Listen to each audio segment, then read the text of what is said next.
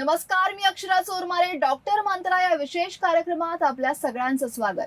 आजचा आपला विषय वंध्यत्व विकार, आयुर्वेद आणि पंचकर्म. आणि याच विषयावर बोलण्यासाठी आपल्या सोबत आहेत डॉक्टर निलेश लोंढे आणि डॉक्टर सारिका लोंढे. नमस्कार मॅम. नमस्कार. डॉक्टर निलेश लोंढे हे एमडी आयुर्वेद पीएचडी स्कॉलर आहेत, तर डॉक्टर सारिका निलेश लोंढे या एमडी आयुर्वेद योग शिक्षिका आहेत आणि पिंपरी चिंचवड मधील पहिलं कॅशलेस आयुर्वेद हॉस्पिटल आणि पहिला एनएबीएच अक्रेडिटेड हॉस्पिटलचे जनक म्हणून देखील त्यांना ओळखलं जातं.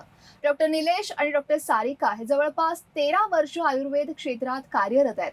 त्यांना आतापर्यंत 20,000हून अधिक रुग्ण तपासणी आणि उपचाराचा देखील अनुभव आहे.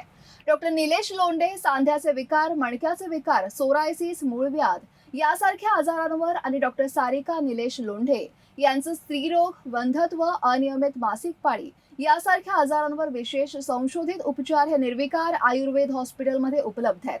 डॉक्टर निलेश आणि डॉक्टर सारिका यांच्या पुढाकारानं गर्भायुर्वेद, निर्मल स्पा, वैद्यांसाठी Ayurmind, healthcare panchakarma kits, cloud health clinic, management software, Ayurveda, लाकडी घाणा, वनौषधी लागवड आणि संवर्धन असे यासारखे अनेक उपक्रम चालवले जातात.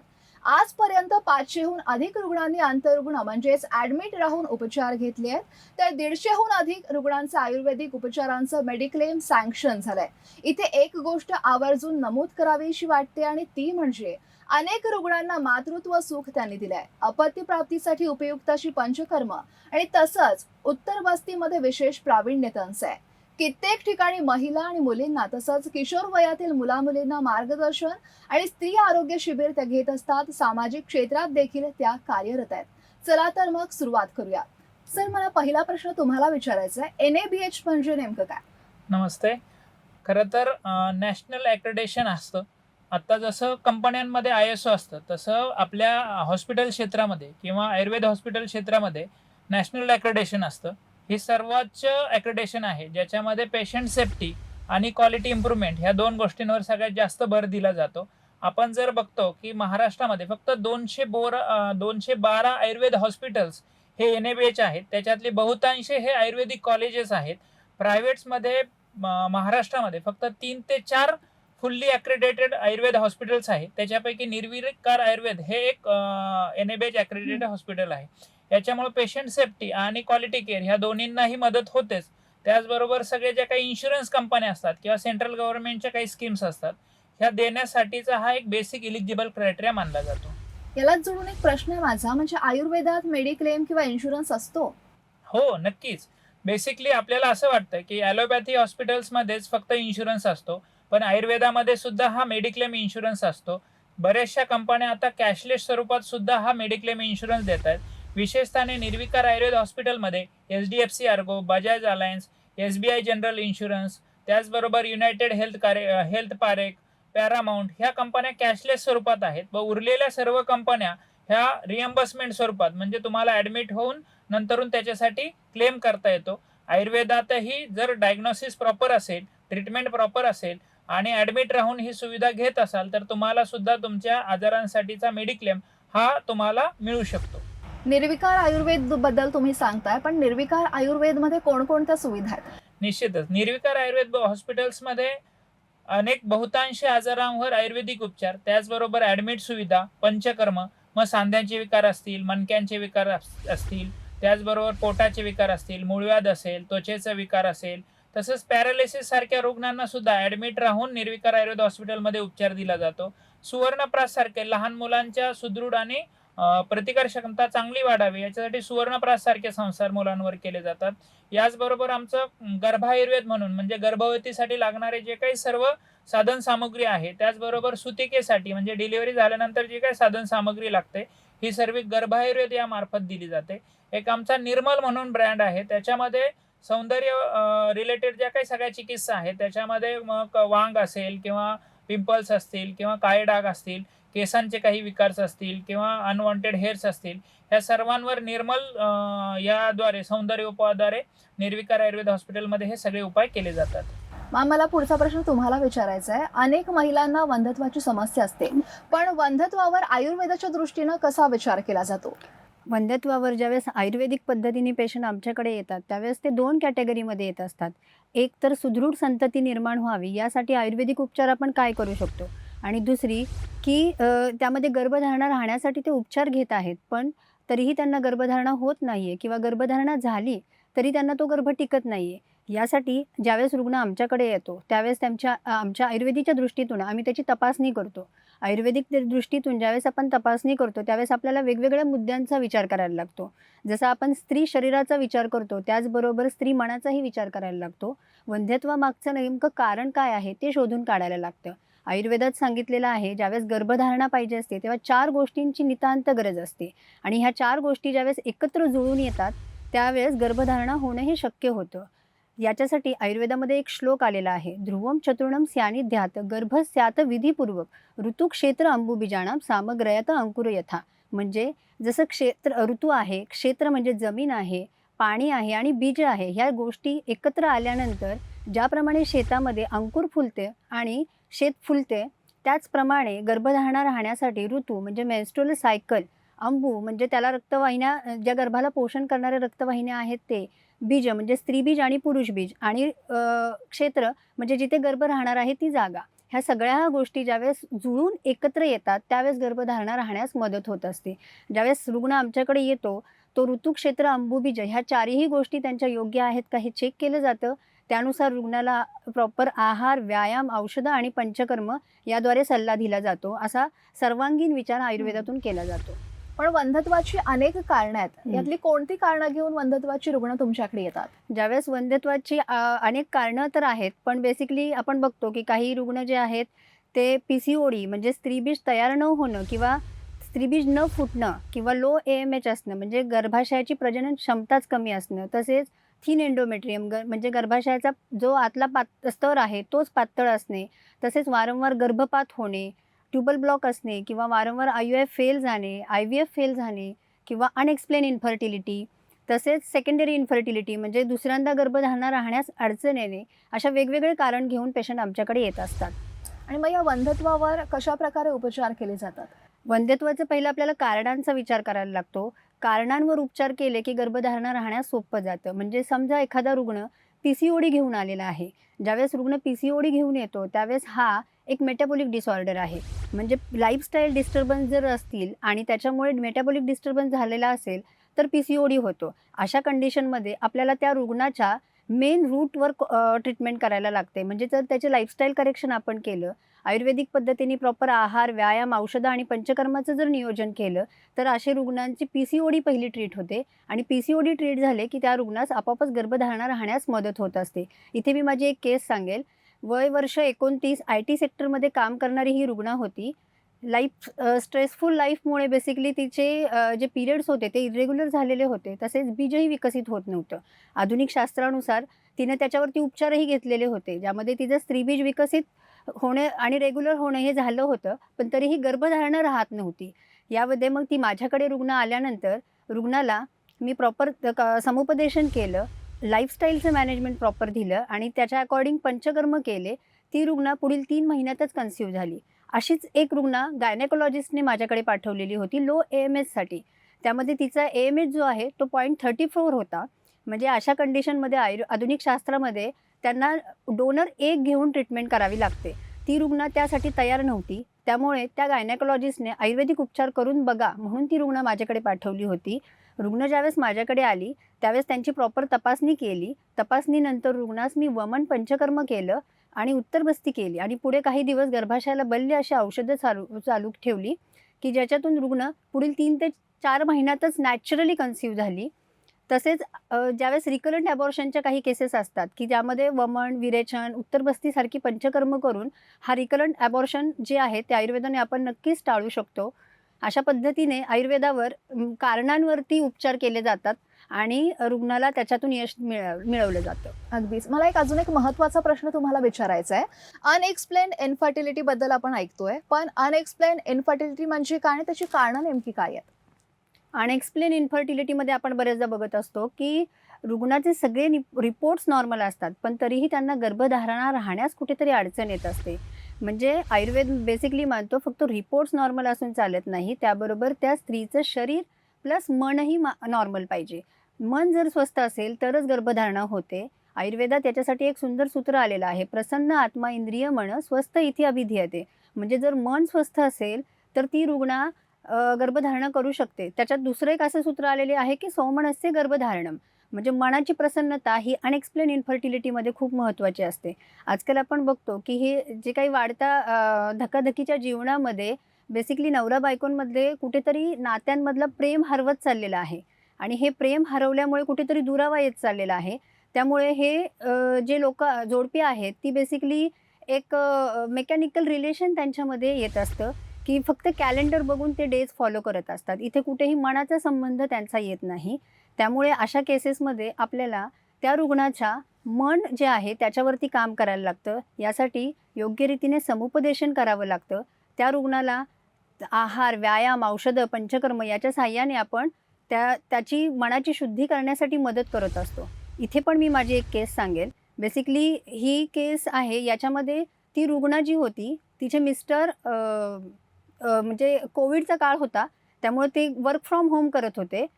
त्यांचं शेड्यूल जे होतं लॉग इन त्यांचं लेट नाईट लॉग आउट चालायचं. म्हणजे ते रात्री 2-3 वाजता त्यांचं लॉग आउट होत होतं. त्यामुळं ते रुग्ण ज्यावेळेस ओव्ह्युलेटरी पिरियड असायचा त्यावेळेस दुपारी रिलेशन ठेवायचे.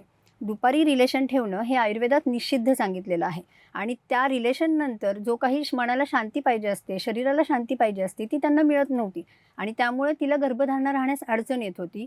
तिचं मी फक्त योग्य समुपदेशन केलं, तिची प्रॉपर परत एकदा तिला काउन्सिलिंग केलं, सांगितलं आणि मग त्यानुसार त्यांनी रात्री रिलेशन ठेवण्यासाठी सुरुवात केली. तर असं ती पुढील 3 ते 4 महिन्यातच नॅचरली कन्सीव्ह झाली. डॉक्टर, मला तुम्हाला विचारायचं आहे, अनेक जोडपी IUI किंवा IVF करतात, पण यात देखील अपयश आलेल्या रुग्णांना आयुर्वेदाकडून काही आशा आहे का? हो, नक्कीच. आयुर्वेदाकडनं याला खूप छान आशा आहे. बेसिकली आपण बघतो की ज्यावेळेस IUI किंवा IVF करून रुग्ण आपल्याकडे येत असतात, त्यावेळेस ते कुठेतरी निराशाजन्य अवस्थेत असतात. म्हणजे ही रुग्ण बेसिकली ती ट्रीटमेंट IVF सारख्या प्रोसिजर घेतल्यामुळे त्या रुग्णांना एक प्रकारचं फ्रस्ट्रेशन आलेलं असतं. त्यामध्ये त्यांचं शारीरिक, मानसिक तसेच आर्थिक खच्चीकरण पण झालेलं असतं. त्यामुळे मनातही कुठेतरी निगेटिव्हिटी आलेली असते. ज्यावेळेस अशा रुग्णांना आपण आयुर्वेदाकडून उपचार करतो त्यावेळेस पंचकर्मसारखी ट्रीटमेंट खूप चांगला फायदा करते. बेसिकली बरीचशी सामान्य माणसं ह्या पंचकर्म ट्रीटमेंटपासून जागरूक नाही आहेत. त्यांना असं वाटतं की जे आधुनिक शास्त्रातून झालं नाही ते आयुर्वेदाने काय होईल किंवा पंचकर्माने काय होईल. तर मला त्यांना इथे सांगावंसं वाटतं की आयुर्वेद हे बेसिकली जगण्याचं शास्त्र आहे. त्यामुळे यामध्ये बेसिकली तुमच्या जगण्याची जर लाईफस्टाईल नीट केली आणि त्याच्याबरोबर आहार, व्यायाम, औषधं आणि पंचकर्माचं जर योग्य नियोजन केलं तर नक्कीच तुम्ही IUI IVFवरती आयुर्वेदिकरित्या उत्तम उपचार मिळवू शकता आणि त्याच्यातून यशही मिळू शकतं. इथे एक मी माझी केस सांगेल. बेसिकली ही केस होती 2 सायकल त्यांच्या IVF झालं होतं. ते IVF त्यांचं फेल गेलं होतं. बेसिक रुग्णाला तिसऱ्यांदा IVF करायचं होतं. ही केस मला एका गायनेकॉलॉजिस्टनीच पाठवली होती. त्यामध्ये ती रुग्ण 3rd IVF करण्याच्या अगोदर काहीतरी आयुर्वेदिक उपचार करा असं त्या डॉक्टरांनीच त्या रुग्णाला सांगितलं. त्यामुळे ती रुग्ण माझ्याकडे आली होती. रुग्ण माझ्याकडे आल्यानंतर त्यांची मी प्रॉपर हिस्ट्री घेतली. रुग्णाला प्रॉपर आहार, व्यायामाचं योग्य नियोजन सांगितलं आणि रुग्णाला मी वमन पंचकर्म केलं. वमन पंचकर्मानंतर ती रुग्ण जी IVFसाठी जाणार होती ती त्याच सायकलमध्ये नॅचरली कन्सीव्ह झाली आणि त्या रुग्णाचा जो काय IVFसाठी होणारा खर्च आहे तो आपण तिथं टाळू शकलो, तो फक्त आयुर्वेदाच्या साहाय्याने. IUI असेल किंवा IVF असेल, पण त्याच्यानंतर आयुर्वेद कसं फायद्याचं ठरलंय लोकांसाठी, रुग्णांसाठी? बेसिकली मी मगाशी जसं सांगितलं की आयुर्वेद हे बेसिकली तुमच्या जगण्याचं शास्त्र आहे. ते तुम्ही जितक्या चांगल्या पद्धतीने फॉलो कराल म्हणजे तुम्ही आयुर्वेदात एक सूत्र सांगितलेलं आहे की बेसिक आपण ह्या सगळ्या ज्या गोष्टी करतो त्याला 7 धातूंची रचना दिलेली आहे. म्हणजे धारणात धातवा. म्हणजे गर्भधारणा जर तुम्हाला करायची असेल तर तुमची धातूंची क्वालिटी चांगली पाहिजे. म्हणजे आपण जो काही आहार घेत असतो त्या आहाराचं बेसिकली रसात, रक्तात, मांसात, मेद, अस्थि, मज्जा आणि शुक्र असे 7 धातू तयार होत असतात. ज्यावेळेस हे 7 धातू तुमचे योग्य रीतीने होतात त्यावेळेस शेवटचा जो धातू असतो तो शुक्र धातू असतो. त्याचं काम आहे की गर्भधारणा करणं. मग ह्या धातूपर्यंत तुमचं पचन जे आहे किंवा तुम्ही जे काही लाईफस्टाईल फॉलो करता त्यातून तुम्ही जो काही आहार घेत असता तो योग्य रीतीने आहार तुमचा पचन व्हावा आणि त्या धातूंचं योग्य रीतीने पोषण व्हावं, त्या शुक्र धातूचं पोषण व्हावं ह्यासाठी आयुर्वेद प्रयत्न करत असतो. त्यासाठी जिथे तुम्ही कमी पडता त्या केसेसमध्ये आयुर्वेद म्हणजे आम्ही वैद्य लोक तुम्हाला मदत करत असतो. म्हणजे ही सेम गोष्ट आहे की ट्रॅफिक जॅम जसं होतं त्या पद्धतीने. म्हणजे तुम्हाला पुण्यापासून नाशिकवरती जायचंय, पण मध्ये जर ट्रॅफिक जॅम असेल तर जसं पोलीस काम करतो त्या पद्धतीने आयुर्वेदिक वैद्य बेसिकली ज्यावेळेस आहार घेता तेव्हापासून शुक्रधातूपर्यंत ज्यावेळेस पोहोचायचं असतं, जिथे कुठे ट्रॅफिक जॅम येईल ते काढून टाकण्याचं काम हे आम्ही आयुर्वेदिक वैद्य औषधातून आणि पंचकर्मातून करत असतो. त्यामुळे या IUI किंवा IVF सारख्या रुग्णांना आयुर्वेद खूप चांगल्या पद्धतीने मदत करत असतो. तुम्ही मगाशी एक शब्द वापरलेला निर्विकार बाळ, ही कॉन्सेप्ट नक्की काय आहे? निर्विकार बाळ ज्यांना बेसिकली निर्विकार ह्या निर्विकारमधून प्रेग्नेन्सी राहिलेल्या आहेत, अशा जोडप्यांची नावं आम्ही निर्विकार बाळमध्ये एनरोल करत असतो. बेसिकली निर्विकार बाळमध्ये ही एक जनजागृती सामान्य माणसांमध्ये व्हावी, तसेच आयुर्वेदाचा प्रचार आणि प्रसार व्हावा, ह्या दोन्हीही उद्देशाने ही कन्सेप्ट आम्ही तयार केलेली आहे. यामध्ये ज्यावेळेस जोडपी आमच्याकडे कन्सीव्ह होतात आणि ते बेबी डिलिव्हर्ड होतं त्यावेळेस बाळाचं नाव आम्ही निर्विकार बाळमध्ये एनरोल करत असतो. ज्यावेळेस आम्ही ही गोष्ट सोशल मीडियावर टाकतो त्यामध्ये आम्ही पेशंट आमच्याकडे कोणत्या कारणासाठी आला होता, त्याला आम्ही काय ट्रीटमेंट दिली आणि त्यातून त्याला कसा फायदा झाला, ह्या सगळ्या गोष्टी त्यामध्ये मेन्शन करत असतो, जेणेकरून ते जनसामान्यांनाही कळावं की आयुर्वेदाने खरंच प्रेग्नन्सी राहते आणि कोणत्या कोणत्या कारणांसाठी प्रेग्नन्सी राहते. ही निर्विकार बाळ अशी कन्सेप्ट आहे. आणि यात मला आणखी एक सांगावंसं वाटतं, म्हणजे ही अभिमानास्पदाची गोष्ट आहे निर्विकार आयुर्वेदसाठी. बेसिकली माझ्या एका रुग्णाने तिच्या बाळाचं नाव निहारिका असं ठेवलं होतं. म्हणजे निर्विकारचा नि आणि सारिकाचा रिका अशा अर्थाने ते निहारिका असं नाव ठेवलं होतं. म्हणजे हा निहारिका ही गोष्ट खरं आमच्यासाठी अभिमानास्पद आहे आणि हा अभिमान आम्हाला कोणी मिळून दिला तर तो आयुर्वेदाने दिलेला आहे. त्यामुळे आयुर्वेद ग्रेट आहे. नक्कीच. त्यामुळे सगळेच धकाधकीचं जीवन जगतायत, स्ट्रेसफुल लाईफ सगळ्यांचीच आहे, पण याच सगळ्यात तुम्ही आमच्या श्रोत्यांना काय संदेश द्याल? नक्कीच. बेसिकली ज्यावेळेस गर्भधारणा पाहिजे असते त्यावेळेस आपल्याला सर्वात महत्त्वाचं असतं की संकल्प करायला लागतो. म्हणजे ज्यावेळेस संकल्प करतात की आम्हाला आता बाळ हवं आहे, त्यावेळेस जर त्यांची जी काही रुटीन लाईफ आहे त्याच्याबरोबर जर आयुर्वेदाचे आहार, व्यायाम, औषधं आणि पंचकर्म यांच्या सहाय्याने जर त्यांची मदत घेतली तर रुग्ण बेसिकली गर्भधारणा जी करणार आहे ती नॅचरल वेनी पण होईल, प्लस जे काही बाळ निर्माण होणार आहे त्यातून हे भावी पिढी निर्माण करणारं बाळ आहे. म्हणजे हे आपल्या देशाचं भवितव्य आहे, ते सुदृढ होण्यासाठी किंवा ते सक्षम बनवण्यासाठी बेसिकली आयुर्वेद चांगला मदत करतो. त्यामुळे मी श्रोत्यांना नक्कीच सांगेल की संत तुकाराम महाराजांनी म्हणलेलं आहे की शुद्ध बीजापोटे फळं रसाळ गोमटी. म्हणजे जर बीज शुद्ध असेल तर नक्कीच त्याला येणारी फळं ही रसाळ आणि गोमटी असणार आहेत. त्यामुळे जर तुम्हाला पुढे भारत घडवायचा आहे, भारत सक्षम बनवायचा आहे, सुदृढ बनवायचा आहे, तर आपली पुढची पिढी पण योग्य रीतीने निपजली पाहिजे, जपली पाहिजे. त्यासाठी आयुर्वेदाचं अवलंबन करा, कारण की आयुर्वेद हे जगण्याचं शास्त्र आहे, आयुर्वेद हे प्राचीन शास्त्र आहे. त्यामुळे आयुर्वेद जगा, निर्विकार राहा. तुम्ही 20,000हून अधिक रुग्ण चेक केले, तपासले, ते तुमच्याकडे आले. तुमचे असे काही अनुभव आहेत सांगण्यासारखे रुग्णांसंदर्भातले? हो, नक्कीच. बेसिकली काही अशा टिपिकल पेशंट असतात की जे आपल्या खूप लक्षात राहत असतात. त्यामध्येच ही एक केस आहे. बेसिकली ही जी पेशंट माझ्याकडे आली होती खूप फ्रस्ट्रेटेड ह्याच्यामध्ये आली होती. ही केस होती रिकरंट ॲबॉर्शनची. म्हणजे या रुग्णाला बेसिकली 6 वेळा गर्भधारणा झाली होती, पण काही कारणास्तव म्हणजे कधी ब्लिडिंग होणं, तर कधी कार्डियक ॲक्टिव्हिटी ॲब्सेंट असणं किंवा कधी ब्लायटेड ओव्हम असणं, अशा अनेक कारणानं तिचं ॲबॉर्शन होत होतं. बेसिकली आधुनिक शास्त्रामध्ये तिने उपचार घेतले होते. त्याच्यासाठी तिनं इम्युनोथेरपीसारख्या ट्रीटमेंट्स किंवा बाकीच्या त्यांना बऱ्याच आधुनिक उपचार सांगितले होते. ते करून ती रुग्ण माझ्याकडे आली होती. ज्यावेळेस रुग्ण आली होती त्यावेळेस ती म्हणजे खूप रडली ॲक्च्युली. तिने मला सांगितलं की मला काहीही करून आयुर्वेदाकडनं बाळ द्या, असं तिने मला सांगितलं होतं. मी म्हटलं मी माझ्या पद्धतीने प्रयत्न करेल, पण मी तुला श्युअरिटी देऊ शकत नाही. ज्यावेळेस ती रुग्ण माझ्याकडे आली त्यावेळेस मी प्रॉपर जसं आयुर्वेदात हे फिक्स आहे की बेसिक त्या वंध्यत्वाचा रूट कॉज काय आहे तो पहिला शोधून काढायचा. कारण की जर रूट कॉजच नीट शोधला नाही तर कितीही आयुर्वेदिक ट्रीटमेंट घेतली तरी त्याचा फायदा त्याच्यावरती होत नाही. त्यामुळे ती रुग्ण ज्यावेळेस आली त्यावेळेस तिची प्रॉपर तपासणी केली. बेसिकली तिचा गर्भाशयाचा जो आतला स्तर होता तो पातळ होता, त्यामुळे तिला ती गर्भधारणा तिथे राहत नव्हती. मगाशी जसं मी एक सूत्र सांगितलं की त्यामध्ये क्षेत्र म्हणजे गर्भाशय हे जेवढं चांगलं त्याला आयुर्वेदात शेतीची उपमा दिलेली आहे.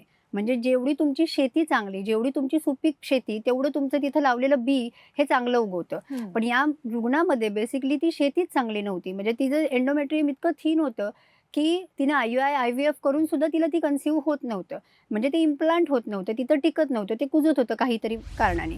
मी तिचं बेसिकली जेव्हा ती आली त्यावेळेस तिचं एक विरेचन नावाचं पंचकर्म केलं. तिच्या शरीरात उष्णता खूप अतिरिक्त मात्रेत होती. त्यामुळे मी तिचं विरेचन केलं आणि उत्तरबस्ती म्हणून एक ट्रीटमेंट असते, जी हं. गर्भाशयाचा आतला थर वाढवण्यासाठी मदत करत असते. ती केली आणि त्या रुग्णाला आहाराचं आणि व्यायामाचं योग्य नियोजन समजावून सांगितलं. ती रुग्ण बेसिकली पुढच्या 4 महिन्यात तिनं नॅचरली कन्सीव्ह केलं आणि तिला ट्विन्स प्रेग्नन्सी राहिली आणि ही twins pregnancy throughout 9 month basically तिनं आयुर्वेदिक ट्रीटमेंट घेतली. ॲलोपॅथी अलाइड चालू ठेवलं होतं, पण त्याच्याबरोबर तिनं थ्रूआउट 9 मंथ आयुर्वेदिक ट्रीटमेंट घेऊन तिनं 2 जुळ्या बाळांना जन्म दिला.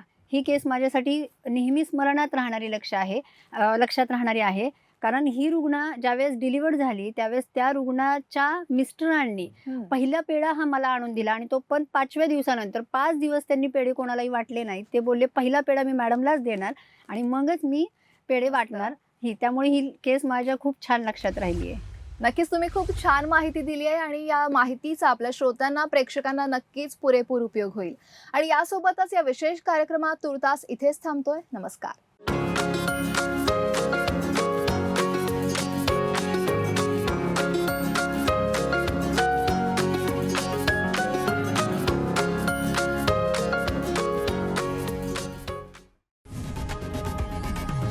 लोकशाही मराठी ऐका, पहा, जागरूक रहा.